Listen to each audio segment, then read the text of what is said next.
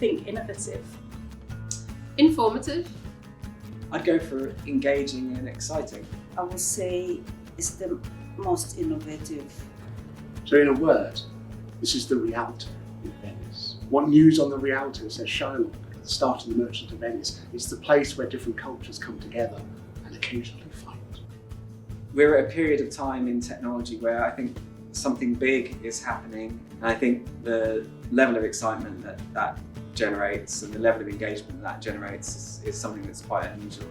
We are so used to go to events where people are just showing the slides and show what they have done without engaging the audience to do it for themselves and understand how does it work.